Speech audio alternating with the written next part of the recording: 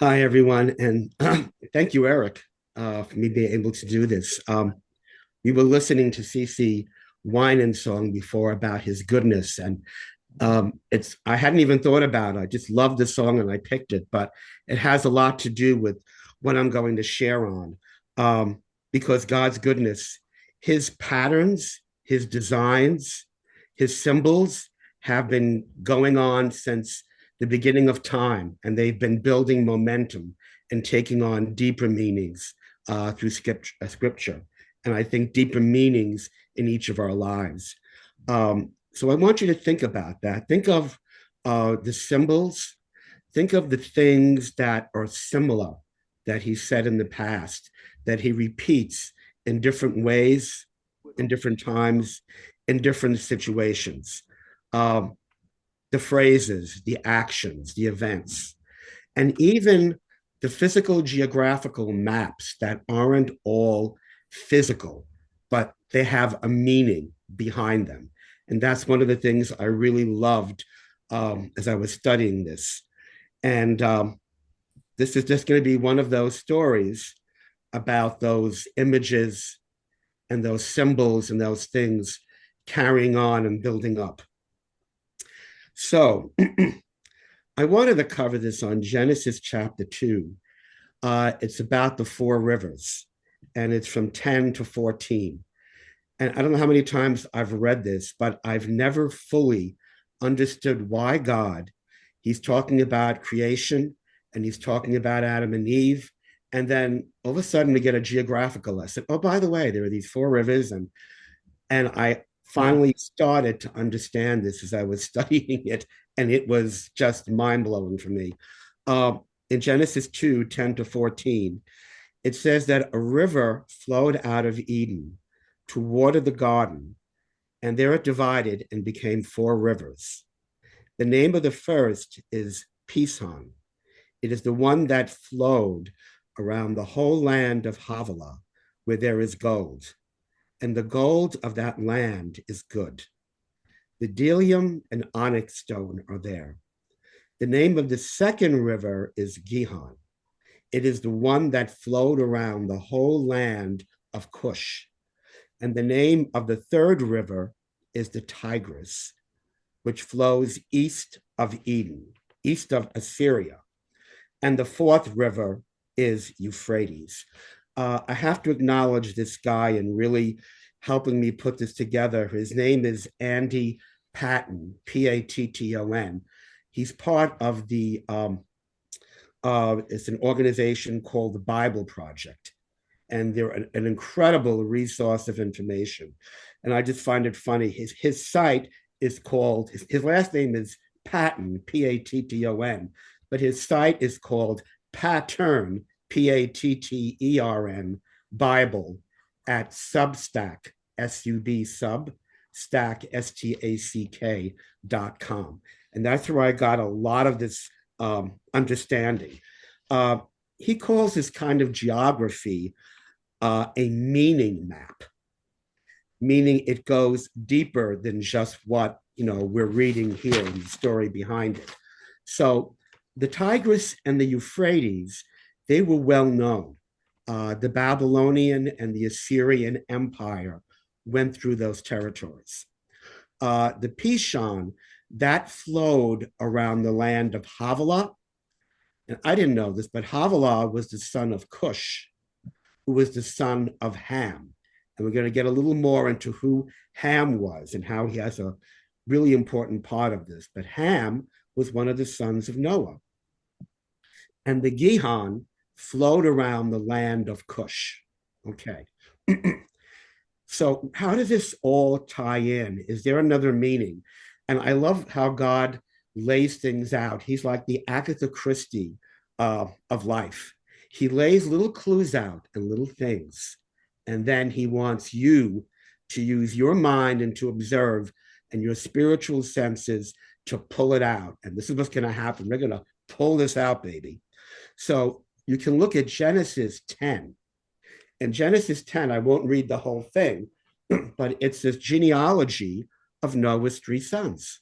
Okay. And it's going to tie in with this. If we go back to Eden, the river that rises in Eden or that springs out the stream, it's split into four streams, these four rivers, and they flow into different regions and territories. Okay.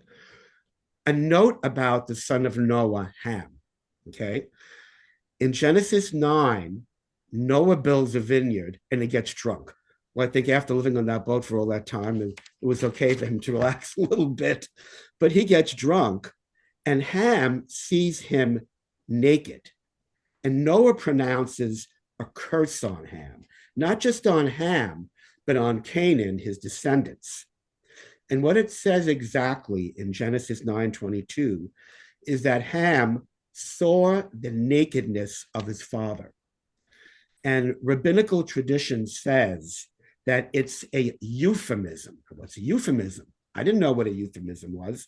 A euphemism is a phrase or it's a word, and it kind of tones down a darker meaning, a heavier meaning behind that. Well, that phrase that he saw the nakedness of his father, it's used in Leviticus 20:11 and in Deuteronomy 27:20. And that phrase refers to a man committing adultery with his father's wife. So I can't say it's definite, but the fact that that word is used in Genesis and then it comes up again, that phrase in Leviticus and Deuteronomy, suggests that according to what the rabbinical tradition was, that there was something darker, that there's a good chance that was that. But he curses him. And as we know, when the Bible talks about words of blessings and words of curses, they have a domino effect. They're very powerful. So he curses Ham and his descendants. So going back again to Genesis 10, the nations that all sprang from Noah and his three sons, they're the lands that the four rivers flow into. Ham's sons founded Egypt, Canaan, Babylon, and Assyria. They were Israel's worst enemies. Okay. And what's the whole point about when reading in Genesis about Eden and the rivers and the blessings? Well, God's blessings were to flow from his heavenly throne down into Eden. And what did he tell Adam and Eve? To be fruitful and multiply. God is always into expansion, not just keeping it there. His plans were for those blessings and that flourishing to spread out. Now, it uses the river, but again, it's deeper than that. It's more than just a river. So I want you to keep in mind river and water and what spiritually these images are. What's it talking about? But instead of those blessings, what spread out was a spirit of rebellion from Adam and Eve. That rebellion is what flowed out. And instead of those blessings, there was devastation, there was enmity, there was hatred, there were curses. They expanded and they moved out into the world. Some scholars have said that the flourishing, and this is not just me again, of the garden was to have followed the path of the rivers into all the earth. And that makes biblical sense to me, why he would mention that. The image of water. We think of water and we think of the beach and maybe a little tequila, a little wine, maybe a Norwegian cruise tour and the buffet and how nice that is. That wasn't what it was to the people in the ancient world. It was the sea, it was chaos, it was the abyss. So again, we think of nothingness because of our culture, evolution, science. We think of there being nothingness and then creation coming. To these people, and we'll see it in the Bible, it was not nothingness. It was the sea. It was the chaos. And in Genesis 1, in verses 1 to 2, in verse 2 specifically, it says the earth was waste and wild, and darkness was upon the face of the deep. The Spirit of God was hovering over the waters. Now, the deep in Hebrew is Teham or Tiham. It's also called in English the abyss. So this was not a calm flowing sea. You remember in Genesis about the four rivers? It was that stream, the rivers flowing, God creating this calmness. That's not what it was. What I picture is, I don't know if any of you saw um, The Perfect Storm. I think it was like an 80s or a 90s movie. And on the screen is this little tugboat. And when the storm comes, it's blackness. These waves are like hundreds of feet high, and they're surrounding them and they're coming in. And it's such a dramatic scene to see on a screen. I pictured the deep in the abyss worse than that. And God's spirit was hovering over that. And what is it about to do? It's about to speak words of creation, words of life, words of order. And that's what he does. And that's what he starts with Eden. But now, what do we see metaphorically? There's that chaotic sea. There's that chaos. There's that enmity. There's that rebellion. That once again, from the water, we're seeing that similarities coming in again. Into all of this, we have Nimrod. Nimrod comes into the picture. And who is Nimrod? Nimrod is the son of Cush, who is the son of Ham, okay, who was cursed. And what does Nimrod do? It's rebellion. So Nimrod was the first to be called a mighty man and a mighty hunter. But in the Hebrew, their understanding is more like Nimrod the terrible, Nimrod the destroyer. He hunted men and he hated God with a passion. And what he does in Genesis 11 is he builds the Tower of Babel. And what it says in that in the verses in Genesis 11 is it says, "Let us make us a name." That name is independence of God. It's a rebellion, and it's men wanting to become gods. And he's building this high place. He's building this high place. What is it about reaching into the heavens? Well, Nimrod did found in Assyria, Nineveh, and Babylon. He was pretty proactive out there. But it's interesting because in the Wikipedia, when we talk about a river, it says a river is a natural stream that flows on land or inside caves at a lower elevation. In Brainly, any of those of you that read Brainly, I've heard of it, but they say all rivers flow downhill due to the force of gravity. And a river flows and it splits, descending. I'm just going to share a little bit of verses. This is a whole other study that you could read more of, especially in Andy's notes and scriptures, is that I said it descends, it goes down. The image of humanity as a river is in many places in the Bible. As a river joins the sea, humanity as a river joins the metaphorical sea, as the forces of evil and chaos gathered against God. Think of the pattern, what they say in Hebrews, that the heavenly, the earthly and the heavenly, it's a pattern of what's in the heavenly that comes down to the earth. So God is on this mountain, this cosmic throne. Eden would have been on a mountain, the water, the land coming out as a mountain in the heavens, the rivers flowing down. And there are verses about this. In Isaiah 2, 1-3, it says, "This is what Isaiah, son of Amos, saw concerning Judah and Jerusalem. In the last days, the mountain of the Lord's temple will be established as the highest of the mountains."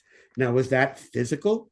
Or is it something imagery more spiritual? This higher mountain? Again, think of the spiritual images and the symbols. It will be exalted above the hills, and all nations will stream. And the Hebrew word is nehar, river. All nations, like a river, will stream to this. It also says, people said, the God of Jacob, he will teach us his ways. It's all spiritual language, imagery, symbolism, okay? It's not just water. Uh, think of it, when we're filled with Holy Spirit, the New Testament says that out of his body shall flow rivers of living waters, pouring out his spirit. Again, Mount Zion is at the top in Jerusalem. You're talking about a mountain again, all these images. And also a garden in the ancient mind was a garden temple.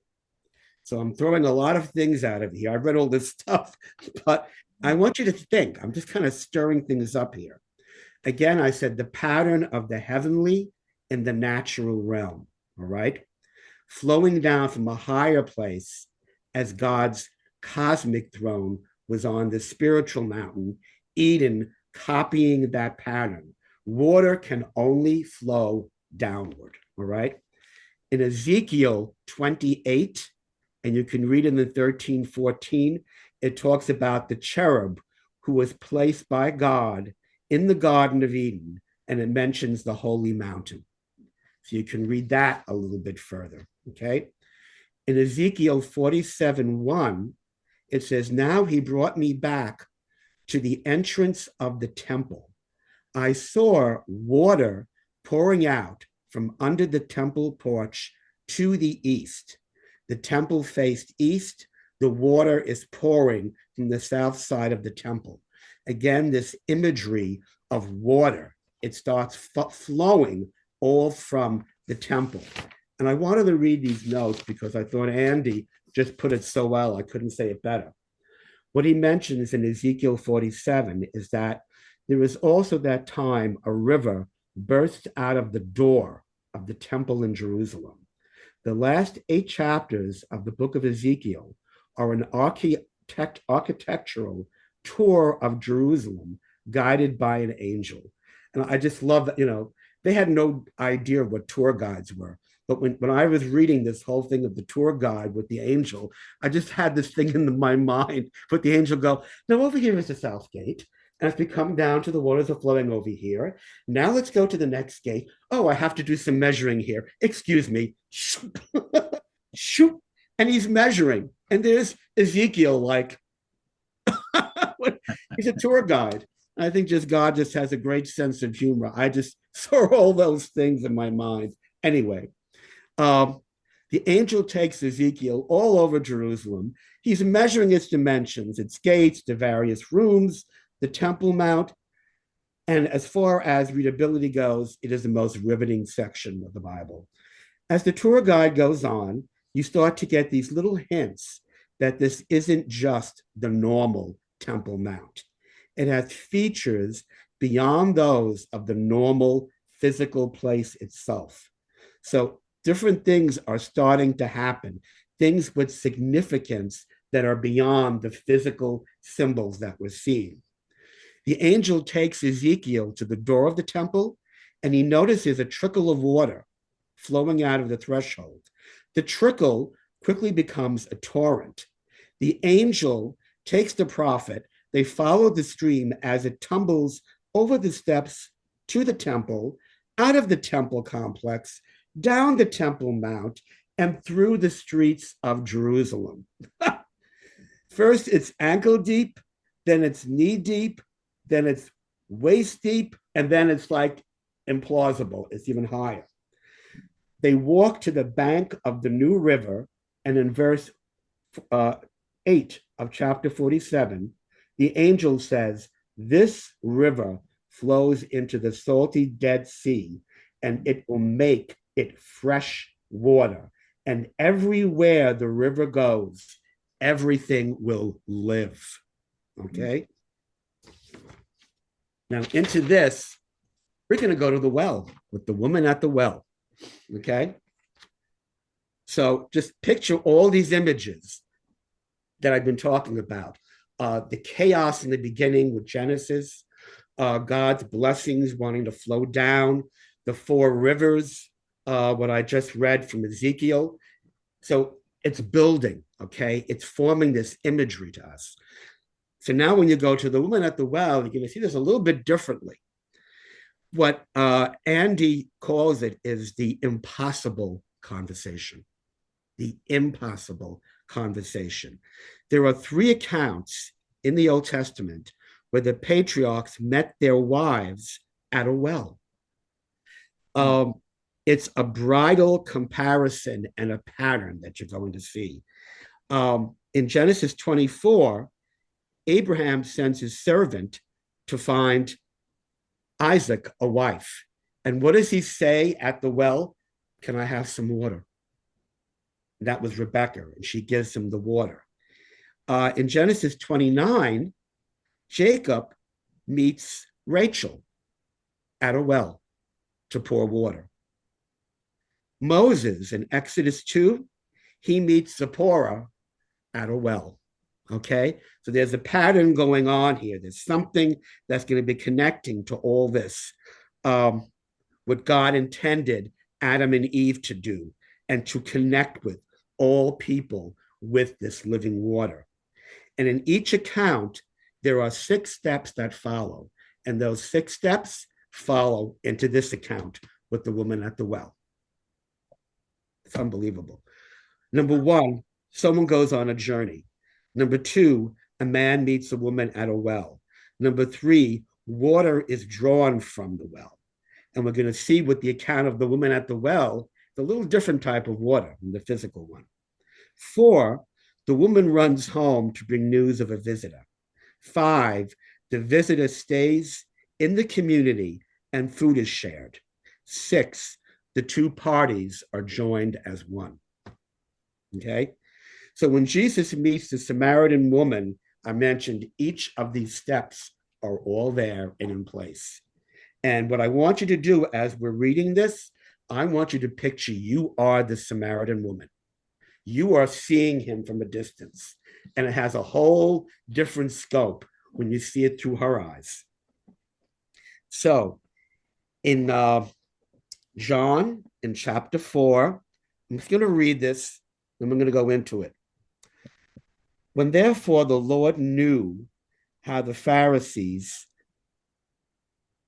had heard that Jesus made and baptized more disciples than John, though Jesus himself baptized none of them but his disciples, he left Judea and he departed into Galilee.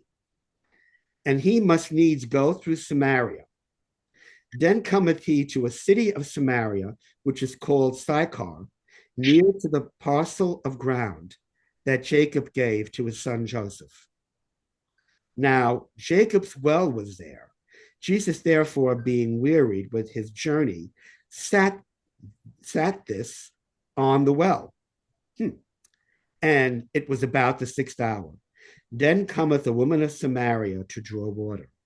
Jesus saith unto her, Give me to drink. For his disciples were gone away into the city to buy meat. Then saith the woman of Samaria unto him, How is it that thou, being a Jew, asketh drink of me, which am a woman of Samaria? For the Jews have no dealings with the Samaritans. Jesus answered and said unto her, If thou knewest the gift of God, and who it is that saith to thee, Give me to drink, thou wouldst have asked of him, and he would have given thee living water. The woman saith unto him, Sir, thou hast nothing to draw with, and the well is deep. From whence then hast thou that living water? Art thou greater than our father Jacob, which gave us the well and drank thereof himself, and his children, and his cattle? Jesus answered and said unto her, Whosoever drinketh of this water shall thirst again. But whosoever drinketh of the water that I shall give him shall never thirst. But the water that I shall give him shall be in him a well of water, springing up into everlasting life. What did we read in Genesis 2 about the water springing up and the rivers dividing? All of this, all patterns, all clues. All right. So let's look at this through her eyes. Okay. She's thinking, okay, I'm going to go in the heat of the day. No one's going to be there. No problem. So she starts walking. And what does she see? She sees a person there. She goes a little closer. Okay. Walking slowly. It's a man. Better yet. So what is she thinking in her mind? Do I really want to? How badly do I need this water? What am I going to do? She keeps walking. All right. She's probably slowing down. And then she's thinking, well, he's a Jew, so he can't stand me. He's a man. He's not going to say anything to me. He's not going to even look at me. He's not going to even notice me. And this is where the impossible conversation starts. She is figuring he's not going to look at her, anybody else, ignore her. But what does she see when she comes towards him? He's looking at her. He's focusing on her. So she probably continues to the well. And then the unthinkable, she hears a voice behind her. Can I have some water? Would you give me a drink? So we're inside the betrothal at a well pattern, okay? Someone goes on a journey, meets a woman at a well, is coming up, okay? He's following what Abraham's servant is doing, looking for a bride for Isaac. This was what in the Old Testament. What we don't really understand and see is the overwhelming cultural, the historical, the moral, and the gender barrier that he is totally breaking. I wanted to give you a little background here. What happens when the tribe split in the 8th century BC? The Samaritans were captured by the Assyrians, and they settled in the farthest eastern part of the Assyrian Empire, which would have been Iran and Iraq. They intermarried so that you have a mixture of practices that are from the Book of Moses, and we have a little touch of the Canaan pagans that are in there. Okay, worse. 128 BC, the Jews fought against the Samaritans, and they burned down their temple. What happens 200 years later happens to them. 200 years later, the Romans burned down the temple at Jerusalem. And in between the burning of their temple and the burning of Jerusalem, this man comes in from a nowhere town, Nazareth, to speak to a Samaritan woman. And she's a woman. So what does that mean? Being a woman, the rabbis thought that women were irrational and untrustworthy.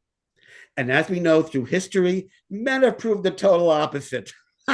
Totally trustworthy, totally with it, rational, right? Crazy. There was a prayer of the Pharisees that said, thank you, God, that I am not a Gentile, but a Jew, that I am not a slave, but am free, not a woman, but a man. The Jews also had a saying that if you were to meet a Samaritan walking along the road, go into the ditch, walk into the ditch to avoid contact between even the two shadows. That's what they thought about them. Forget about politically correct, that didn't exist. They would have thought you were out of your mind. Out of your mind, totally. Here he was gentle and kind to her. He was not judgmental. He didn't withdraw from her like she was invisible. He saw her there. He doesn't shuffle away or look at her as a moral outcast. Instead, he asks her to use her untouchable hands to draw water that he's going to pour into his body. But he never gets the water. Instead, he's going to turn around. He's going to give her a little water. Honey, I got something for you that's better than this well. And I just want to just give a quick synopsis here. When I talked about those different steps, number one, someone goes on a journey. Jesus and the Samaritan woman have both gone on a journey. She to the well to draw water alone, and he into Samaritan land to meet her. Number two, a man meets a woman at a well. Jesus sent his disciples away so that the two of them could have this meeting alone. You could imagine how the experience would have been meeting the Messiah if all 12 of them had been there, all with male friends hanging around, but they weren't. It's clear. The water is drawn from the well. The conversation begins with well water, but moves on to a different kind of water. The woman runs home to bring news of the visitor. In this case, the Samaritan woman becomes an ambassador. So I put down, she's a WOS, word over Samaria ambassador. That's what she is to a whole village because of her encounter with the Messiah. The very things that caused her communal shame in her life are now where her story about Jesus starts. He told me everything I ever did. The visitor, number 5, stays in the community and food is shared. Just as she is leaving, the other disciples return, bringing the food that they were sent away to gather. They urge him to eat, but he tells them that he has already eaten. My food is to do the will of him that sent me. The two parties are joined as one. And how is that?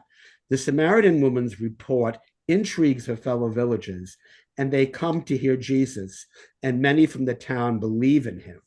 This isn't, I love how God does these paradoxes like, oh, it's this. Oh, no, it's not this. Oh, it's not that. Oh, it's this. It's like he makes you think. This isn't strictly a wedding proposal, but also it is. Jesus is called the groom in Mark 2, 18 to 20. And in John 3, 27 to 29. It always happens. I'm fine when I'm putting the teaching together when I'm writing. I get here and I talk and I fall apart. He is, in a sense, proposing to her whole village and to take the image to its full extent to all of creation. Remember those rivers that were pouring out, supposed to go into all the lands? Well, here Jesus is coming to one of those people from those lands to offer her water and to offer her life. He said, everyone who drinks of this water will be thirsty again, but not with my water. Drink my water is to live forever. And though the conversation started with him asking her for a drink, she eventually asked him for one. Okay, give me some of this water because I'm really tired of hauling back and forth with this water. Okay, but what is the living water? How is it different from the water in the well? How did Jesus give it to her? These are all questions we have to ask. Has the living water shown up anywhere else in the Bible already? And why does it make a person live forever? I'm not going to end there. I'm going to give you a little more meat, Eric. Okay. So in John 7, 37 to 39, and I love this. This is from the Message. On the final and climatic day of the feast, Jesus took his stand. I love that from the Message. He cried out, if anyone thirsts, let him come to me and drink. Rivers of living water will brim and spill out of the depths of anyone who believes in me this way, just as the scripture says. Revelation 22. Then the angel showed me water of life, river crystal bright. It flowed from the throne of God and the Lamb. Get that again. It flowed from the throne of God and the Lamb, right down the middle of the street. The tree of life was planted on each side of the river, producing 12 kinds of fruits, a ripe fruit each month. The leaves of the tree are for healing the nations. Never again will anything be cursed. The throne of God and of the Lamb is at the center, the shining of God at the center, center, and the shining of God, in the shining of God, the Master, is all the light anyone needs. And they will rule with him age after age after age. Just a little quick recap: God's blessings pouring down from his throne and into Eden. Adam and Eve expanding, flourishing from the four rivers. This is what he wants to do for all mankind. Ezekiel, the pattern of the temple and water flowing down and giving life to everything, including deserts and dry land to all the nations. The woman at the well, copying the pattern of the betrothal of the bride and the groom, images from Isaac and Rebekah, Jacob and Rachel, Moses and Zipporah, now flowing into the other lands of Samaria outside of the Jews, and the marriage of the bride and groom to his people. We can pour that water, Jesus, who is the living water, living in us, filling all who believe in him. We can take that job over of Adam and Eve, and we can give new life to people that are living in those dry deserts. We can be all those things that God intended for Adam and Eve to be, because we have the living water, the river of life living in us. And the future kingdom, that life is in resurrection, it's restored fully, it's living in the physical, the spiritual blessings of God that are poured down to all. That's it. Awesome.